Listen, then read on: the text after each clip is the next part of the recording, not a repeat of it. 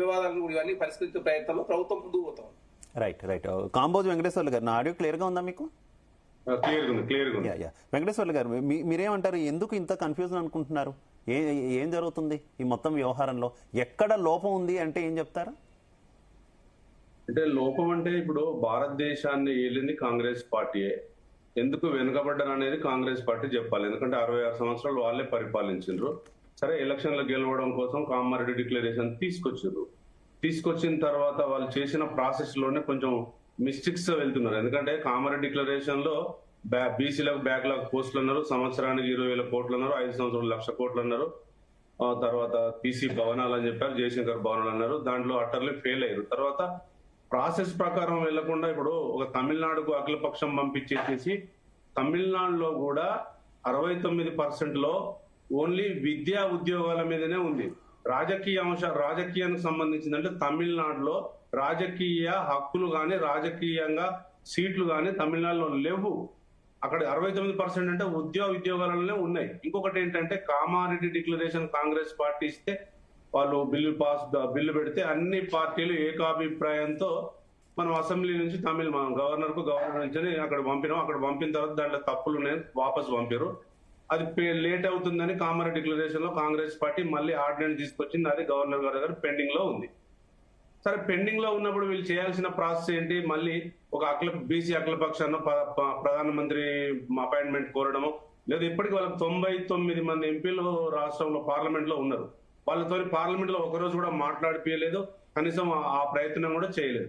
BRS party first నుంచి ఏం stand ఇస్తుందంటే Congress party process లోనే వైఫల్యాలు చెందుతున్నది. ఇది ఇప్పుడు 8వ రోజు జరిగినటువంటి కోర్టులో కేసు ఉంది. ఆ కోర్టుకు సంబంధించిన దాంట్లో ఏం వస్తుంది, ఏం రాకముందే నోటిఫికేషన్ ఇచ్చిందంటే ఈ రోజు గోపాల్ రెడ్డి గారు సుప్రీంకోర్టులో గతంలో ఇచ్చినటువంటి 50% క్యాప్ జిరాక్స్ లను పెడుతూ ఆయన సుప్రీంకోర్టులో కేసు వేసిండు.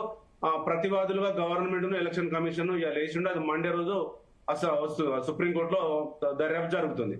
ఇప్పుడు ఒకవేళ సుప్రీంకోర్టు కానీ హైకోర్టు కానీ చెప్పకుండానే ఇప్పుడు ఇవాళ వచ్చిందంటే ఈ రోజు రిజర్వేషన్లు ఎట్లున్నాయంటే ఆ కాలానికి అనుగుణంగా 42% వీళ్ళు ఇస్తారన్నట్టు ఇచ్చారు అనుకుందాం. ఒకవేళ కోర్టు ఏమైనా బ్రేక్ చేస్తే అప్పుడు రేపటి భవిష్యత్తు ఈ బీసీ రిజర్వేషన్లు ఎట్లా మళ్ళీ మొదటికి వస్తే ప్రాసెస్ అనేది అర్థం కాని పరిస్థితులు. మేధావులు తలబట్టుకున్నది, కాంగ్రెస్ పార్టీ తలబట్టుకున్నది ఈ రకంగా ఉంది. ఇంకొకటి ఏంటంటే ఒకవేళ నిజాయితీగా కాంగ్రెస్ పార్టీ బీసీలకు నిజంగా కూడా ఇవ్వాలని చిత్తశుద్ధి ఉంటే మొన్న 36 కార్పొరేషన్లు అయితే అందులో 24-25 రెడ్డిస్కే ఇచ్చారు. తర్వాత ఇప్పటికి కూడా గవర్నమెంట్ లో 2 మంత్రి పదవులు ఖాళీ ఉన్నాయి. అవన్నీ ఇవ్వడానికి ప్రయత్నం చేయడం లేదు. నేను ఏమంటే సరే మీరు కామారెడ్డి డిక్లరేషన్ ఇచ్చారు, ఒకవేళ పాల్గొతున్నారంటే ఇది వైఫల్యం కాదా అని నేను అడుగుతున్నా. ఇంకొకటి ఏంటంటే ఇప్పుడు 285A సెక్షన్ ఆ సెక్షన్ మీరు డిజాల్వ్ చేయకుండా జీవో 8 తీసుకొచ్చిన కూడా కోర్టు అడిగింది. కోర్టు అడిగినా కూడా మీరు దానికి సమాధానం ఏంటంటే 8 వరకు టైం తీసుకున్నారు. తర్వాత 266 ఏం చెప్తున్నారు, 240D ఏం చెప్తుందని కూడా గవర్నమెంట్ ఆలోచన చేయాలి. ఎందుకంటే మీరు 42% ఇస్తున్నప్పుడు తీసుకురావాలి.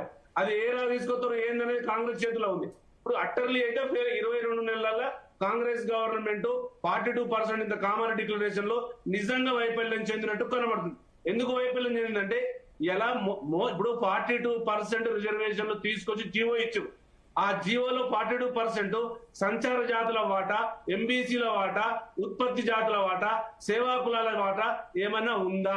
లేదు. 42% అంటే ఆ 3 కులాలే మళ్ళీ ముందు వస్తాయా రావా? దాన్ని జీవోల క్లారిటీ ఇవ్వలేదు. అందుకని నేను ఏమంటున్నానంటే మీరు ఫస్ట్ అసెంబ్లీలో చర్చ పెట్టి ఆ చర్చ అంశాలను సుప్రీంకోర్టును మనం సాటిస్ఫై చేయగలం. సుప్రీంకోర్టు రేపు పొద్దున అడుగుతుంది, మీకు ఆల్రెడీ 23-22% ఉంటుంది, ఎందుకు పెంచమంటారు అంటే ఈ దేశంలో మూలవాసులు గాని, ఈ దేశంలో ఆదివాసులు గాని, ఈ రాష్ట్రంలో ఉన్నటువంటి బీసీలు వెనుకబడుకు కారణం ఏంటో సుప్రీంకోర్టుకు చూపెడితే అప్పుడు సాటిస్ఫై అయితే కొన్ని కారణాలు చూపిస్తూ సడలింపు చేసి 9th షెడ్యూల్ లో పెట్టి అప్పుడు ఆర్డినెన్స్ తీసుకొచ్చి ఆర్డినెన్స్ ని క్యాన్సిల్ చేయకుండా మళ్ళీ ఆర్డినెన్స్ తీసుకొస్తే అట్లా ఆస్కారం ఉంది రావడానికి. కానీ ఇప్పుడు ఈ జీవోతో ఒరిగిందేం లేదు, అయ్యేదేం లేదు, పోయేదేం లేదు. ఎందుకంటే ఇదే జీవోను గత ప్రభుత్వం బీఆర్ఎస్ ప్రభుత్వం 2018 పంచాయతీరాజ్ చట్టంలో 29 జీవో తీసుకొస్తే ఇదే కాంగ్రెస్ జడ్పీటీసీలు, ఇదే కాంగ్రెస్ సర్పంచ్లు హైకోర్టుకు అది కాకుండా చేసిన మాట వాస్తవము.